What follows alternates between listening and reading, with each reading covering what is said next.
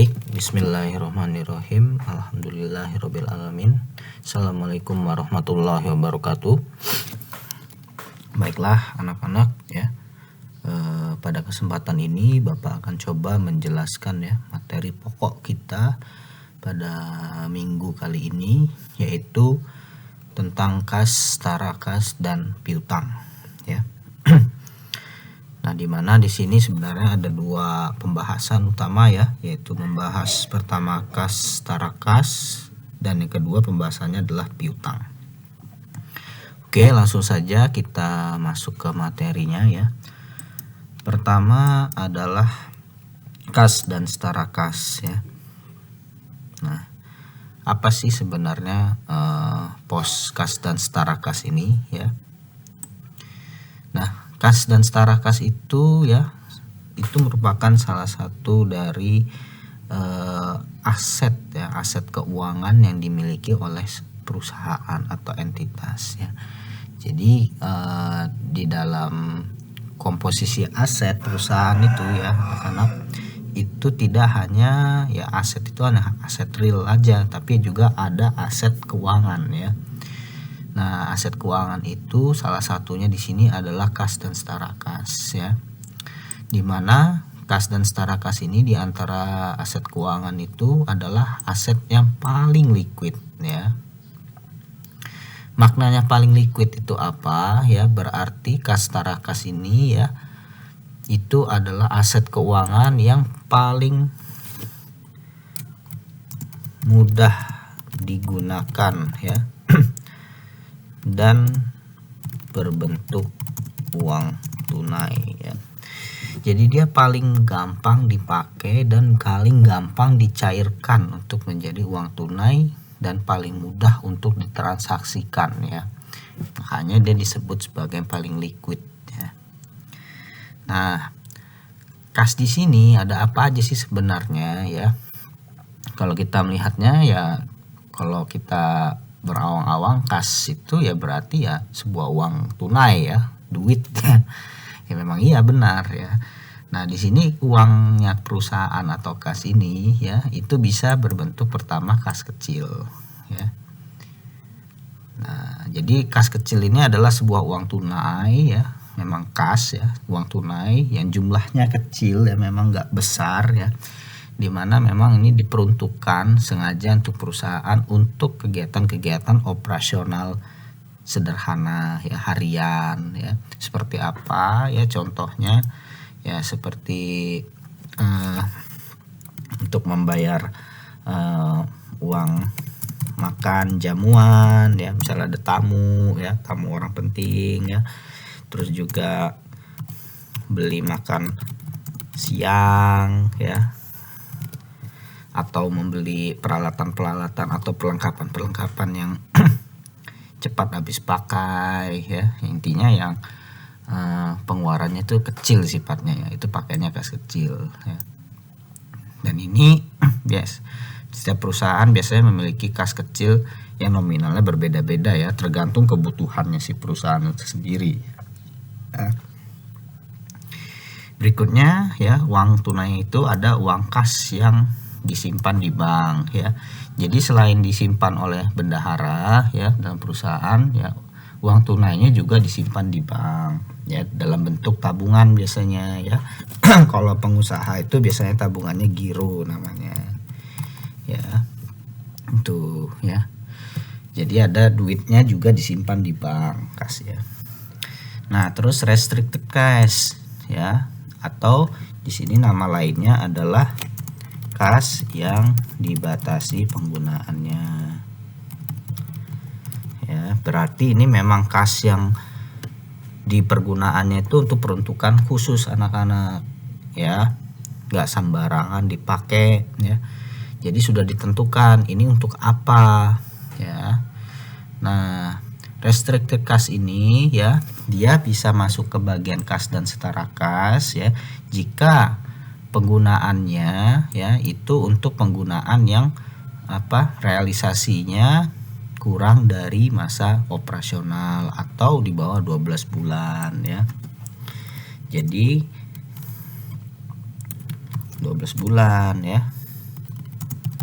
Jadi dia masuknya kalau bisa masuk ke kas dan setara kas ya, karena kas dan setara kas ini kan merupakan aset lancar ya. Jadi restricted cash di sini atau kas yang dibatasi penggunaannya jika penggunaannya itu ya untuk penggunaan yang realisasinya di bawah 12 bulan. Ya contohnya seperti untuk membayar tunai dividen ya.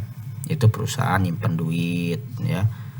Terus misalnya untuk bayar gaji ya, itu disimpan dulu duitnya ya. Untuk bayar hutang yang akan segera jatuh tempo itu juga masuk ke restricted cash ya. Jadi kas yang dibatasi penggunaannya intinya di bawah 12 bulan baru dia masuk ke kas ya dan setara kas di sini.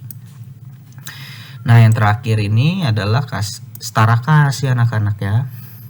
Setara kas ini ya bukan duit bentuknya ya, tapi berbentuk surat berharga ya, dimana surat berharganya itu bisa dengan sangat mudah untuk dikonversi menjadi uang kas ya, terus bisa dengan mudah untuk digunakan ya, secepatnya bisa dipakai ya. Nah, terus ciri khasnya surat berharga ini ya dia punya nilai jatuh tempo ya, meskipun yang nggak dicairin ke bentuk kas ya, kurang dari 3 bulan juga dia udah menjadi kas gitu ya. Terus dia juga bebas risiko. Bebas risiko ini maksudnya nilai saat dia dicairkan menjadi kas itu ya nggak jauh berbeda dengan nilai aslinya gitu loh ya, bahkan nggak berbeda ya. Jadi bebas banget risiko ya, risiko penurunan nilai maksudnya ya. Jadi misalnya kita mau mencairkan secepatnya ya, risikonya dapat uang lebih sedikit dari nilai aslinya itu ya kecil gitu ya, bisa aja laku ya. Misalnya nilainya itu 100 juta terus mau disegera direalisasikan untuk jadikan kas ya, nanti kejualnya ya 99 juta misalnya ya. Jadi nggak terlalu signifikan risikonya ya. Nah, itu bisa dikategorikan sebagai setara kas ya. Contohnya setara kas itu kayak deposito anak-anak ya, deposito berjangka 3 bulan ya. Biasanya kan perusahaan naruh duitnya kalau besar itu didepositokan kasnya 3 bulan ya, deposito berjangka 3 bulan ya. Jadi 3 bulan dia dapat bunga ya, daripada kasnya nganggur ya, dengan didepositokan ya. Atau dia beli surat berharga Bank Indonesia ya, yang biasanya jatuh temponya 2 sampai 3 bulan ya. Nah, itu bisa masuk ke komponen kas dan setara kas ya. Nih ya. Nah, inilah konsep-konsep dasar dari namanya kas dan setara kas ya anak-anak ya. Nah, berikutnya permasalahan problem ya. Problem lapangan yang biasa terjadi terkait kas dan setara kas ini adalah ini anak-anak ya. Adanya perbedaan ya. Tadi kan sebelumnya saya sudah menjelaskan ya. Jadi kas itu ada yang kas yang disimpan di bank ya. Nah, problemnya di sini sering terjadi ya. Yang dicatat sama perusahaan ya, kas di bank yang dicatat perusahaan itu bisa beda nilainya dengan yang ada di catatan rekening bank aslinya ya. Nah, karena berbeda ini maka perlu dilakukan rekonsiliasi bank ya. Jadi saldo akun bank, akun kas yang disimpan di bank itu ya harus dicocokkan sebenarnya nilainya berapa sih aslinya ya. Nah, perbedaannya ini ya biasanya terjadi akibatnya ya, pertama ya ada cek yang masih beredar ya. Sederhananya cek beredar itu ya, misalnya perusahaan itu bayar ke vendornya ya atas pembelian persediaan itu pakai cek ya. Perusahaan kan pas ngasih cek itu ke bank yang anggapnya ya udah uangnya udah keluar ya, dicatat sama si perusahaan tuh uang keluar ya, kasnya keluar ya. Nah, tapi belum tentu anak-anak ya, bank itu yang megang ceknya, vendornya tadi itu segera mencairkan ya. Bisa aja dia berapa hari baru mencairkan ya, dan kebetulan dia pas belum mencairkan itu sudah cut off ya, cut off akhir bulan misalnya ya. Itu kalau menurut bank ya duitnya belum keluar ya, karena ceknya belum dicairin di bank ya, tapi perusahaan nganggapnya itu udah keluar. Nah, itu sering terjadi ya.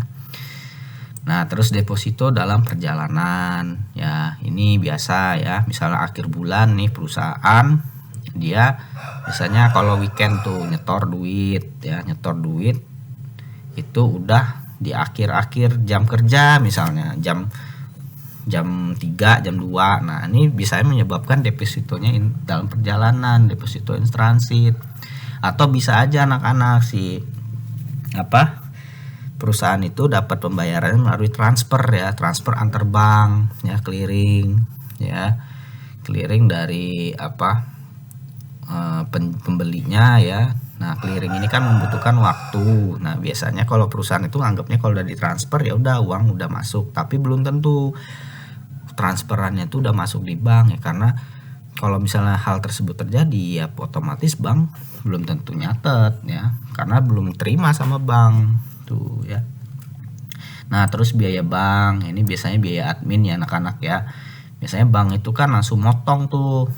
Kayak saya juga pribadi punya rekening tuh, saya nggak tahu bulan ini dapat dipotong biaya admin tuh, nggak ada laporannya kecuali saya ngecek mutasi ya.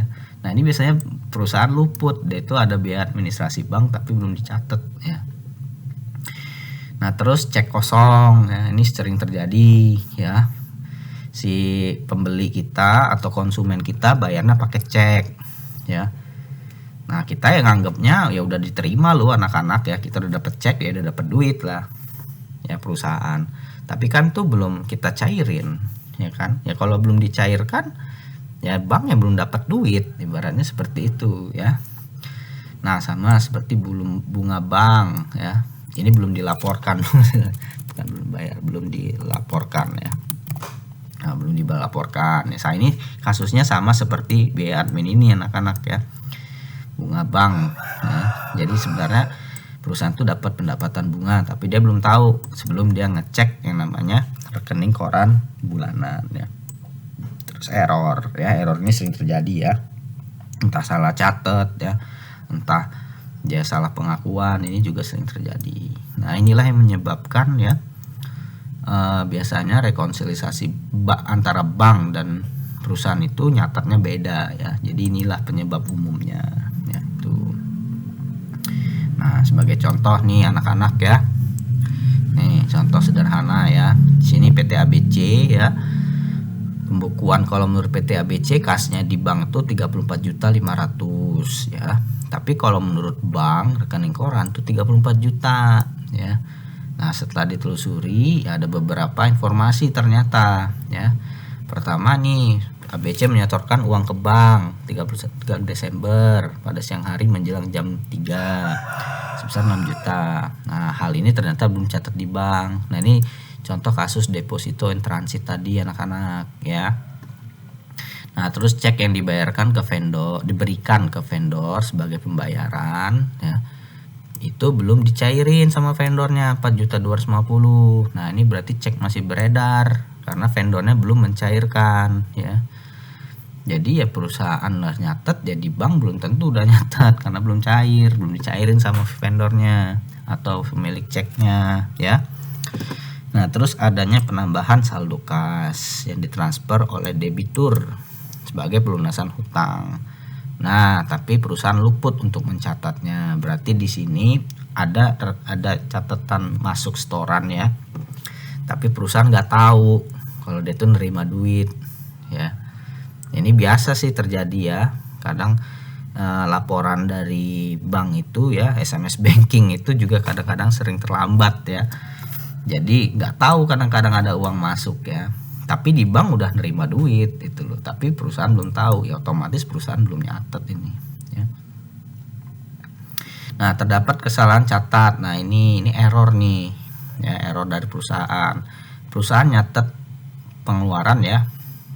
Dia bayar hutang itu 2.600.000. Dia nggak nyatetnya. Tapi padahal ya diceknya itu cairnya ya, cair di banknya itu 2.100.000 ya.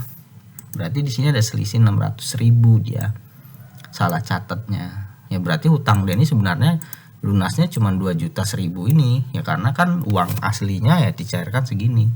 Padahal dia punya utang segini ya. Tapi dia nyatetnya sekian ya. Beban administrasi bank. Nah, ini ya tadi ya, beban administrasi yang belum dilaporkan ke perusahaan. Nah, sama ini cek kosong. Nah, ini pelanggan bayarnya pakai cek, tapi giliran kita cairin kosong ceknya ya. Berarti harusnya perusahaan ini belum nerima duit sebenarnya ya. Tuh. Nah, dari informasi-informasi ini anak-anak ya, ini kita akan menyesuaikan sesuai dengan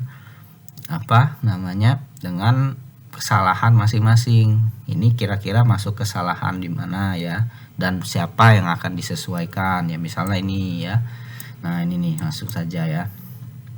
Nah, ini kan saldo menurut perusahaan tadi sama bank ya. Nah, ini dari informasi yang ada ini semua ya, kita sesuaikan mana yang untuk koreksian di perusahaan, mana yang di bank ya. Nah, contohnya di perusahaan tadi ya, pertama nih pelunasan hutang ya 1.500.000 ya, yang ini ya. Nah, ini ya karena jelas ya, harusnya perusahaan itu mencatat ada uang tambahan 1.500.000, tapi dia nggak tahu ya kalau ada debitur yang transfer hutangnya ya, ngelunasin hutangnya 1.500.000 ke perusahaan. Makanya di sini ya harusnya nambah duit. Nah, sama berikutnya kesalahan catat tadi 600.000 ya, penambahan nih untuk perusahaan. Kenapa dia penambahan? Nah, sebenarnya perusahaan kan ngakuinya dia udah ngeluarin duit 2.600.000, tapi sebenarnya duit asli yang keluarnya tuh cuma 2.100.000. Berarti harusnya 600.000-nya ini ya balik lagi dong ke perusahaan. Ya karena apa? Ya orang belum dicairin kok. Ya berarti duitnya harusnya balik lagi ke perusahaan. Wong cairnya cuma 2.100.000 ya. Tuh, ya ini error. Nah, pengurangan. Nah, ini harusnya perusahaan belum nerima nih. Ya, admin bank. Nah, di sini perusahaan belum nyatet ya karena dia belum tahu ya. Kalau dia itu kena potongan admin, bayar administrasi ke bank. Nah, biasanya taunya kapan? Saat dia menerima rekening koran. Ya harus dikurangin dong namanya beban ya. Nah, berikutnya cek kosong ya. Cek kosong ini ya berarti ya belum dibayar sama pelanggan ya. Nah, di sini perusahaan sudah ngakunya udah dibayar ya. Ya berarti karena belum dibayar ya harusnya dikurangin dong ya, 750.000. Jadi inilah saldo kasnya ya.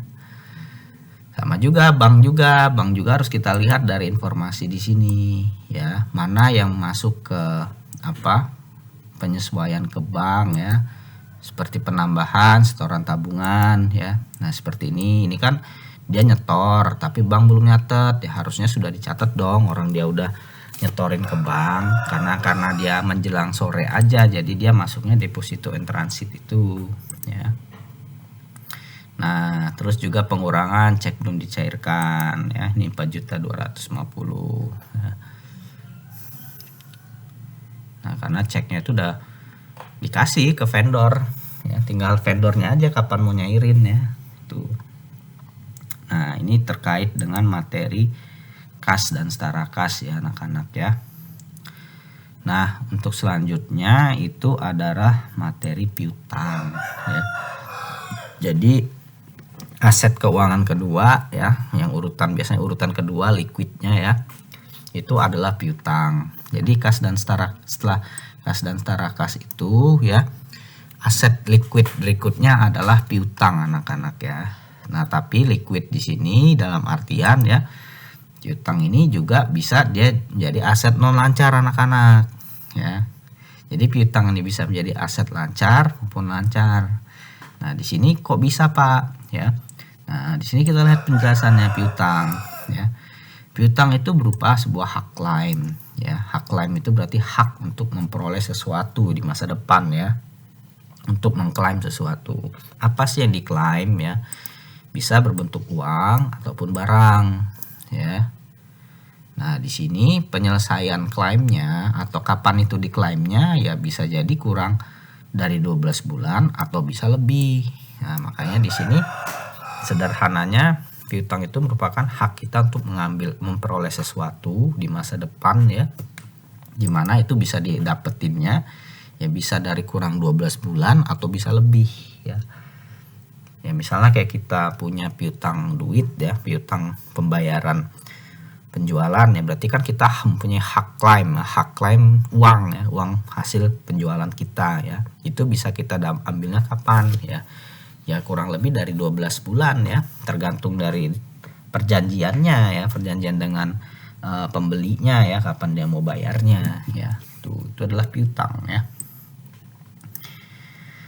Lalu piutang itu ada dua biasanya ya, dikelompokannya, piutang dagang sama piutang lain-lain ya. Nah, di sini piutang dagang yaitu asalnya dari mana? Ya jelas dari penjualan atau pemberian jasa ya. Jadi dari kegiatan operasional utama sebenarnya ya. Nah, terus piutang lain-lain itu dapatnya asal dari mana sih, Pak? Ya biasanya dari aktivitas non operasional. Ya contohnya kayak misalnya piutang dividen ya anak-anak ya, terus piutang bunga ya, maksudnya piutang bunga yang akan segera jatuh tempo ya. Nah, atau piutang pinjaman ke karyawan ya.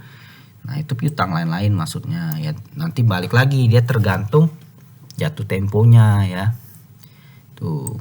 Nah, terus berikutnya terkait dengan pengakuan dan pengukuran piutang ya. Jadi kalau piutang ini karena dia masuk ke aset keuangan ya, jadi dia agak lebih rigid ya, agak lebih kompleks dibandingkan dengan kas dan setara kas ya. Di sini yang ngatur aset keuangan itu tentang pengukuran dan lainnya adalah PSAK 71 anak-anak ya.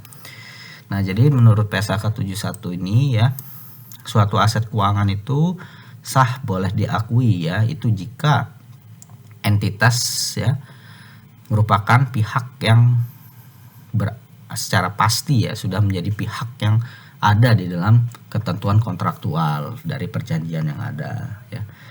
Itu adalah aset keuangan ya. Piutang ini kan jelas ya, dia sebuah kontraktual juga ya, hubungan kontrak ya, dimana dia di sini punya hak klaim dari kontraknya itu. Nah, saat kontraknya itu sudah jelas ya, bahwa perusahaan itu memang terlibat sebagai pihak yang berkontrak di sana, yang punya hak klaim di masa depan. Nah, disitulah sebuah piutang boleh diakui ya, terlepas dari diakah jangka panjang atau jangka pendek ya, yang penting dia merupakan orang yang masuk dalam kontrak yang akan menerima sebuah hak klaim. Nah, berarti dia boleh mengakui piutang ya. Nah, menurut PSAK 71 juga ya, saat di awal sudah boleh diakui tadi ya, diukurnya bagaimana nilai piutangnya. Nah, ini diukurnya berdasarkan nilai wajarnya ya.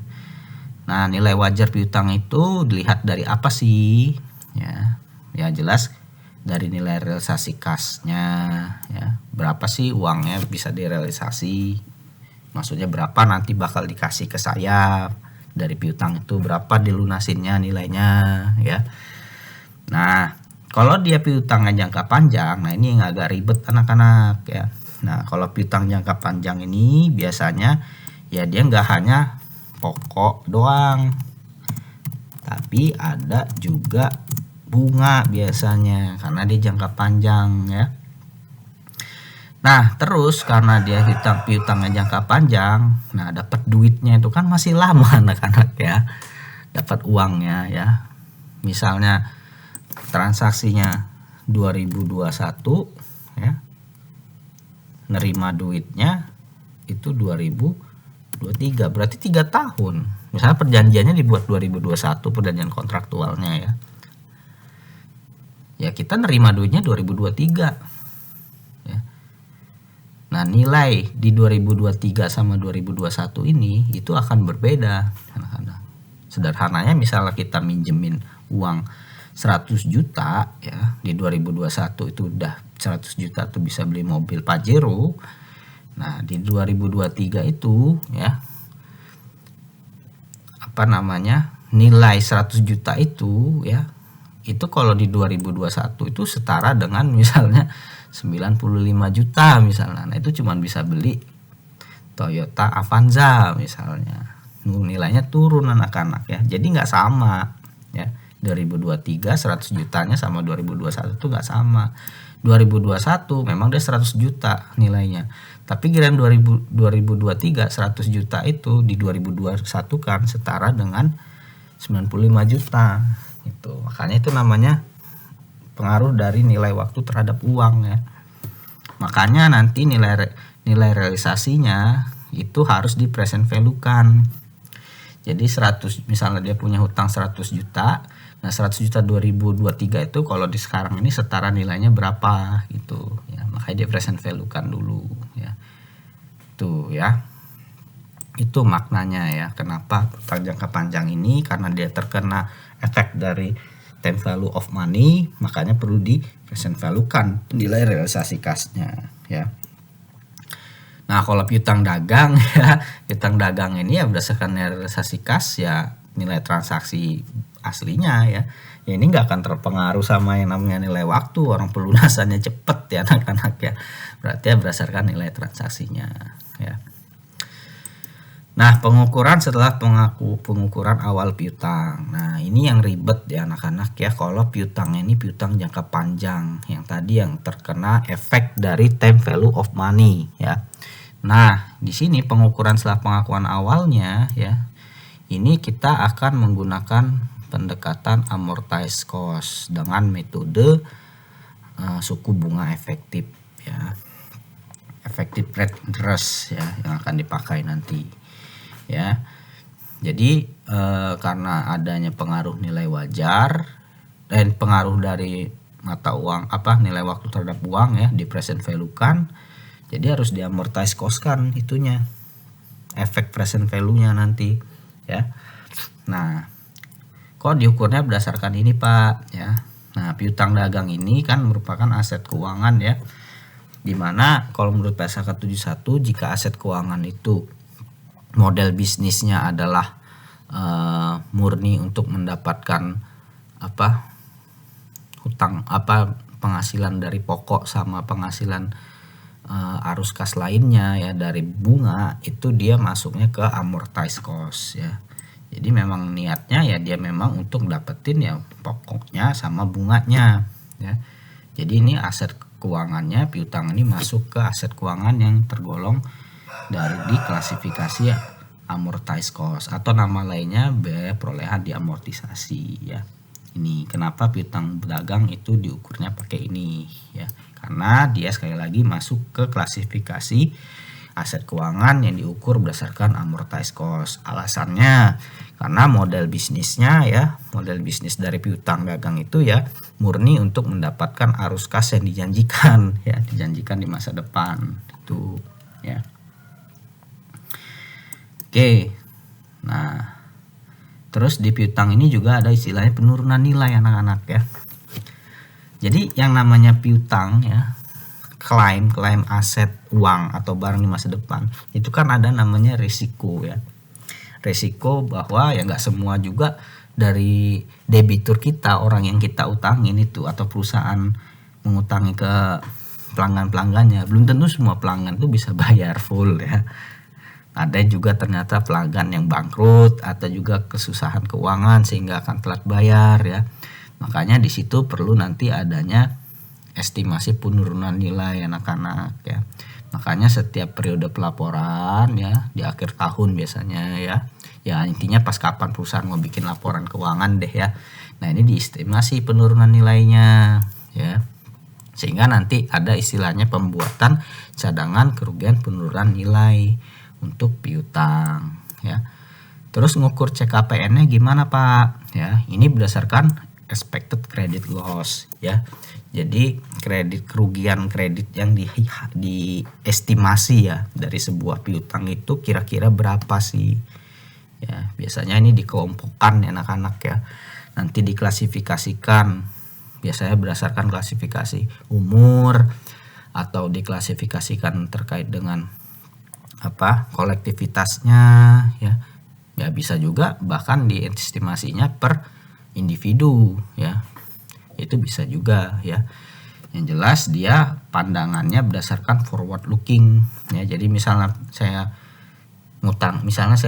mengadakan perjanjian wesel ya dengan PTA ya.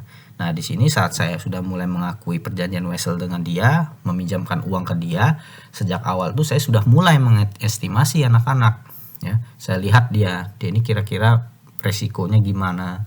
Nah, setelah menilai resiko itu, oh kayaknya kira-kira tahun depan karena COVID ini dia kekurangan nih, susah bayar utang. Nah, di sini saya harus mengira-ngira, ini kira-kira cadangan kerugian yang saya buat dia ini berapa ya, berdasarkan informasi di masa depan ini. Itu harus namanya expected credit loss ya, ECL ya.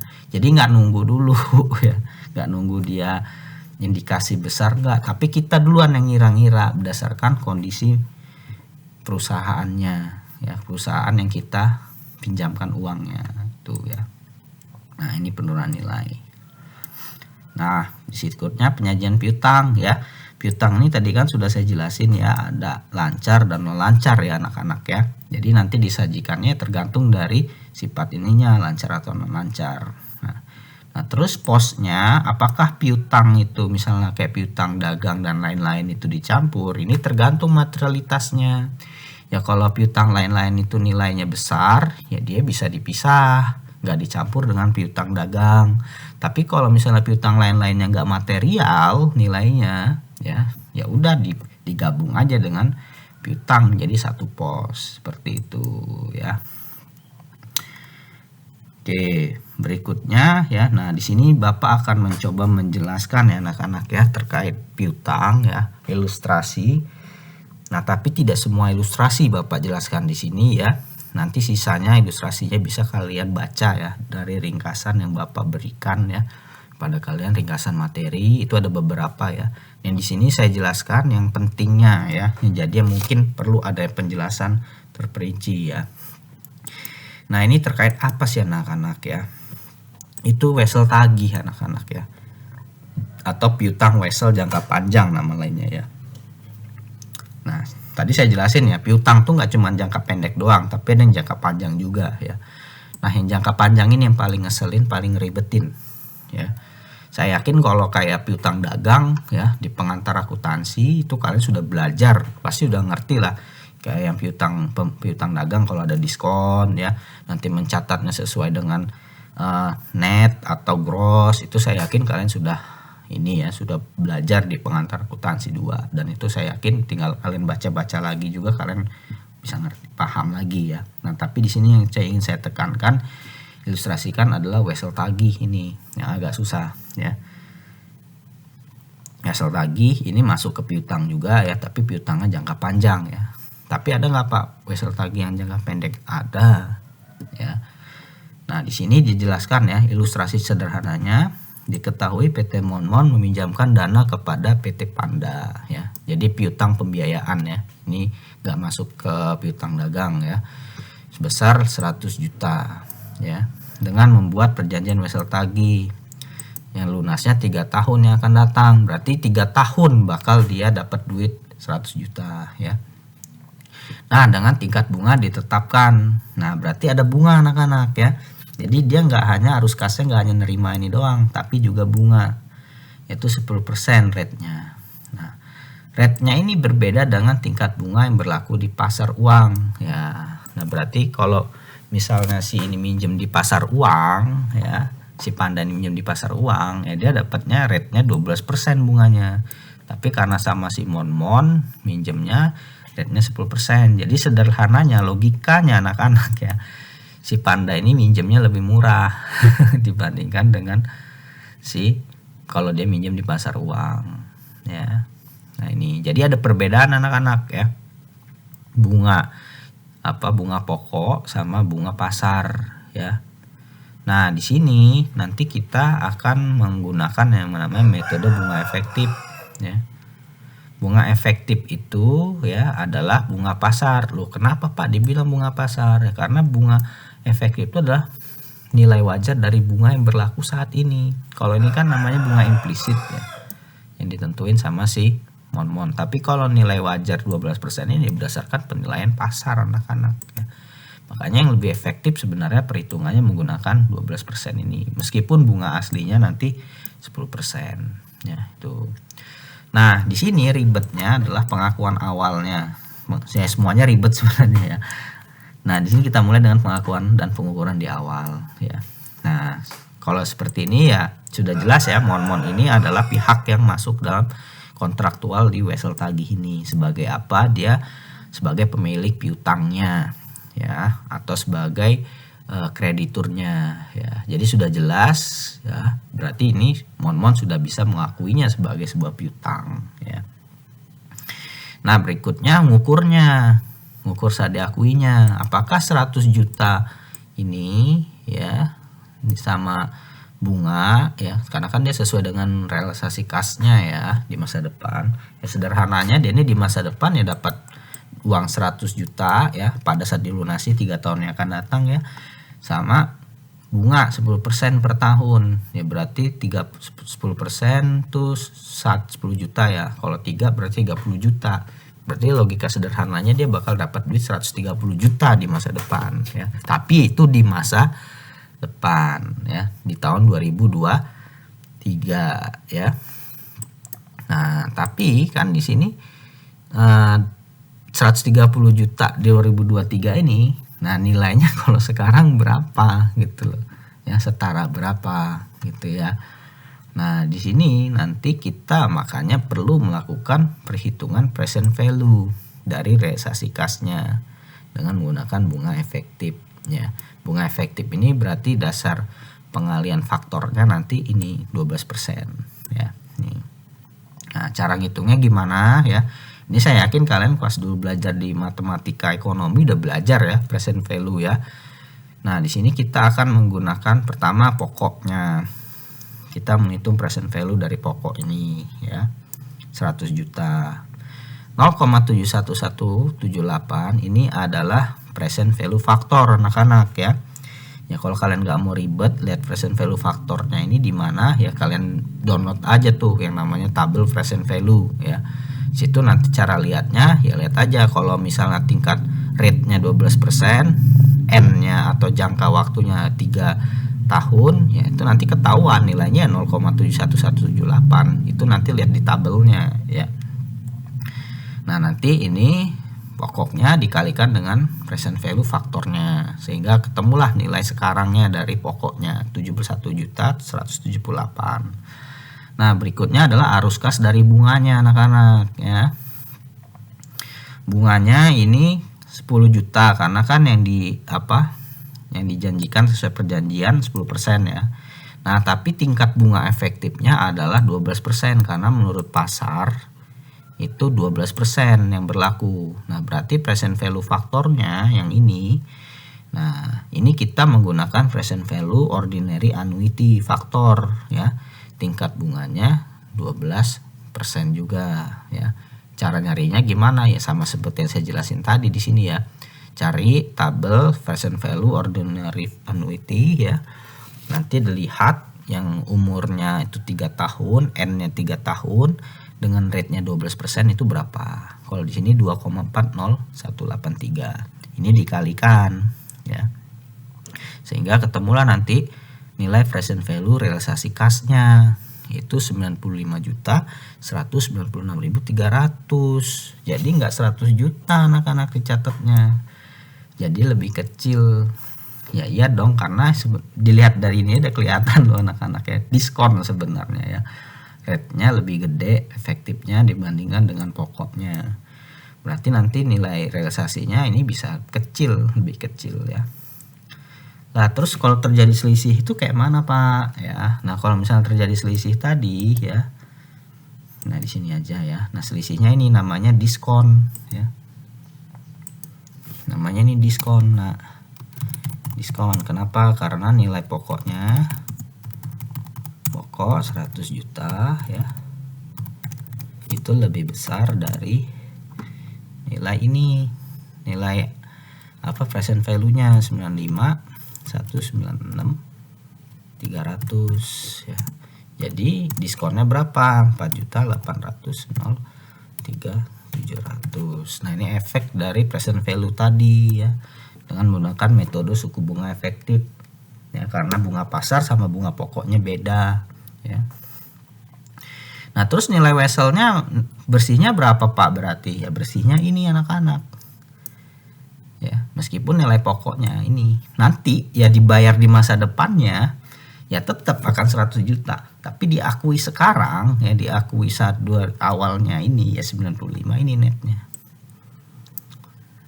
sehingga di sini pencatatannya seperti ini. Nah, ini ada dua jenis pencatatan, metode kotor sama metode bersih ya. Kalau saya lebih senang sih sebenarnya metode kotor ya. Jadi karena ini lebih gampang bersih, karena ini udah langsung ya, langsung netnya ya. Kalau kotor ini ya kita mengakui diskonto. Nah, nanti kita akan mengakui akun kontra akunnya wesel tagih ini. Jadi kontra akun itu nanti sifatnya mengurangi ya. Misalnya wesel tagih. Nah, wesel tagih 100 juta. Nah, nanti di sini ada kontra akun dari wesel tagih itu, diskonto kontra akunnya ya. Nah, nanti wesel tagih itu disajikannya net ya. Net itu berarti apa? 100 juta dikurang nilai 4.800.000 ini ya. 100 juta dikurang ini. Sederhananya kayak kalian aset tetap sama akumulasi penyusutan lunak. Kontra akun itu, akumulasi penyusutan itu adalah kontra akun dari aset tetap. Kalau ini diskonto, ini kontra akun dari wesel tagih. Ya meskipun dia di sini diakui 100 juta, netnya tetap nanti nilai weselnya ini. Karena apa? Nanti 100 juta ini dikurangi kontra akun diskonto ini 4 juta. Tuh ya. Jadi itu bedanya ya. Kalau net ini ya langsung bersih dia dicatat ya. Dia nggak mengakui akun diskonto, nggak. Tuh. Itu perbedaannya ya. Nah, itu kan pengakuan di awal ya, Nak ya. Nah, sekarang pengakuan dan pengukuran setelah di awal. Nah ini pengakuan di awal. Nah, ada 95.196 ya. Tadi kan pengukuran setelah pengakuan awal menggunakan amortized cost ya. Nah, di sini akan ditunjukkan anak-anak ya. Maksud amortized cost itu apa? Jadi amortized cost itu adalah diskonto yang diamortisasi ini anak-anak ya. Diskonto ini kan menyebabkan nilai net wesel tagih ini akan berbeda dengan nilai pokoknya. Semakin nilai diskonto ini semakin kecil ya. Ini akhirnya 0 ya. Ini anggap saja 0 ya. Ini pengurangan koma ya. Komanya ya. Ini anggaplah 0. Nanti diskonto yang makin kecil, nilai weselnya akan mulai pulih 100 juta ya. Nah, pulihnya ini kapan? Ya saat dia mau dibayar anak-anak. Jadi menyesuaikan di nilai 3 tahun yang akan datang. Karena kan perjanjiannya 3 tahun yang akan datang dia bayar 100 juta ya. Tapi yang dicatat sekarang menyesuaikan 100 juta dengan waktu sekarang. Tuh. Nah, itulah maknanya dari amortized cost ya. Jadi amortisasinya ini yang akan kita susutkan terus ya. Diskontonya yang akan kita susutkan sehingga nilai wesel netnya bersihnya itu akan sesuai dengan yang dikontrak ya, 100 juta nilai pokoknya saat dia akan dilunasi ya. Karena kan kita menghitung pengakuannya berdasarkan present value ya, berarti nanti pada saat dia setelah mau dilunasi ya harus sesuai dengan nilai pokoknya dong yang akan diterima di masa depan ya. Tuh. Nah, setiap akhir tahun ya, akhir tahun mau pelaporan keuangan ya anak-anak, intinya kapanpun lah pas mau bikin laporan keuangan ya harus kita lakukan penyesuaian ya amortized cost ini. Diukur lagi nilai wesel netnya anak-anak ya. Nah, di sini piutang bunga ini kan bunga pokoknya 10% ya. Nah, ini kan jadi piutang anak-anak ya karena kan nanti ini akan dilunasi ya, dilunasi dengan bayar ini ya. Jadi akhir ke tahun ke-1 piutangnya 10 juta ya. Ini dapat dari mana? Ya jelas ya, pokok dikali 110%. Nah, kalau bunga efektif ini dapatnya dari mana? Ya, ini nilai wesel netnya bersihnya ini ya dikali dengan 12% ya, dapatnya ini ya. Nanti selisih antara bunga efektif dengan pokoknya ini menjadi amortisasi anak-anak, penyusutan dari nilai diskonto ya. Jadi nilai diskonto tahun 2021 tahun ke-1 akhir tahun ke-1 saldonya ya itu adalah 4.800.000 ini dikurang ini saldonya ya. Sehingga nilai wesel netnya per akhir tahun ke-1 ya itu adalah pokok dikurangi diskonto ini. Inilah nilai wesel netnya 96. Lalu akan berlanjut pengukuran seperti itu anak-anak sampai akhir tahun ketiga. Ya, akhir tahun kedua balik lagi 10 juta nih. Nah, bunga efektifnya ya berarti 96 yang ini dikali 12%, ketemulah ini. Lalu ini dikurang ini, ketemulah penyusutan diskonto yang ini. Ya. Ini akan berlanjut sampai diskontonya menjadi 0. Ya. Dan nilai Wesselnya akan kembali ke 100 juta. Nah, kalau udah 100 juta berarti ya sudah mau dilunasi. Ya, udah tahun ketiga ya, udah sesuai dengan perjanjian ya. Nah, kalau sudah itu ya berarti pelunas penjurnalannya ya. Nah, untuk metode gross ya, ini kotor ya. Ingat kita mengakui hutang. Ada diskonto ya. Diskonto 1.400.000 itu lihat di mana? Yaitu lihat di sini. Ini ya. Turun kan amortisasi. Tadinya diskonto tuh di kredit ya, karena dia tuh nilainya nurun ya debit jadinya. Ya. Di sini mengakui piutang bunga 10 juta dan pendapatan bunganya 11.423 ya. Pendapatan bunga karena kan kita menggunakan bunga efektif ya. Tapi padahal untuk uang kasnya nanti nerimanya segini ya. Nah, kalau metode net anak-anak ya, metode net ini nanti karena ini nilai, ini kan net nih, nilai Wesselnya nih naik ya, berarti kenaikannya sebesar amortisasi ini sebenarnya ya. Makanya di sini piutang Wessel tagihnya meningkat 1.400.000 ya. Tuh. Ya, ini metode net karena bersih kita berdasarkan nilai net Wessel tagihnya ya. Ini catatannya. Ya. Nah, terakhir ya. Nah, ini kayak gini ini ya bakal berlaku sampai tahun ketiga, akhir tahun ketiga ya. Ngukurnya setelah pengakuan di awalnya ya. Nah, terakhir ya pasti pelunasan ya. Ya, kalau udah pelunasan jelas anak-anak ya. Diskontonya sudah 0 ya, pasti diskonto ini sudah 0 ya, udah lunas, sudah hilang ya, pokoknya sudah kembali seperti nilai aslinya saat 3 tahun yang akan dilunasi. Ya, di sini kita akan menerima uang kas ya. Piutang Wessel tagihnya selesai. Selain dari ini kita nerima juga kas ya. Dari apa? Dari ya piutang bunga yang dijanjikan. Piutang bunganya ini ya total dari sini 3 ini ya. Tuh ya. Oke, itu terkait dengan Wessel tagih ya anak-anak ya. Piutang Wessel tagih jangka panjang ya. Nah, ilustrasi kedua yang ingin saya jelaskan di sini adalah terkait penurunan nilai anak-anak ya, CKPN tadi ya. Sebenarnya CKPN ini sederhana sih ya. Nah, kalau untuk penghitungan estimasi ECL ini adalah tugasnya manajemen risiko ya anak-anak ya. Kalian harus paham risiko kredit ya. Jadi perhitungannya sangat ini ya. Ini adalah tugasnya dari ahlinya ya, ahli manajemen risiko ya. Ini harus perlu pengetahuan khusus ya. Kalau ini mah estimasi dari saya, tapi kalau aslinya ECL ini estimasi berapa persennya ya harus sesuai dengan bidang ilmunya ya. Manajemen risiko kredit ya. Nah, di sini ada contoh ya. 1 Januari 2022 ya. CKPN untuk PT Monmon untuk piutangnya itu 10 juta ya di awal tahun lah ya. Nah, terus berjalan tuh selama setahun ya. Ya pasti terjadilah piutang-piutang baru ya. Nah, di akhir tahun ya pasti akan dinilai lagi nak. Diestimasi karena kan ada piutang-piutang baru ya kan. Diestimasi berapa sih expected credit loss-nya ya. Ya nanti untuk dijadikan di CKPN-nya ya. Nah, di sini dia menilai ulang. Nah, kalau di sini penilaiannya berdasarkan status kolektivitasnya. Ada kelompok lancar, pengawasan, macet ya.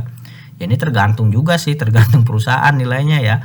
Bisa aja dia kelompoknya ini ya berdasarkan umur ya juga bisa ya. Atau bahkan dia individual juga bisa anak-anak ya. Jadi tergantung bagaimana perhitungan dari manajemennya ya, estimasi ECL-nya ya. Nah, kalau di sini sudah jelas ya anak-anak ya. Nah, ECL-nya ya jadi total piutangnya selama tahun 2022 ini ya per 31 Desembernya 530 juta ya. Ini piutangnya. Nah, ICL-nya ya berdasarkan estimasi mereka ya di sini 16 juta cadangannya ya. Jadi total cadangannya amannya sekian ya. Tuh. Nah, di sini tinggal kita sesuaikan saja ya. 1 Januari kan dia sudah punya CKPN-nya 10 juta ya. Sedangkan CKPN-nya menurut estimasi mereka yang baru adalah 16 juta ya.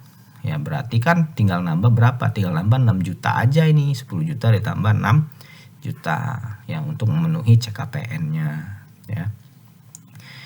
Nah, ini jurnalnya ya. Ya karena kan dia kurang 6 juta doang kan. Perhitungan barunya 16 juta. Nah, saldonya sebelumnya masih ada 10 juta ya. Tadi tinggal nambah 6 juta. Nah, terus mungkin akan menjadi ini juga anak-anak ya.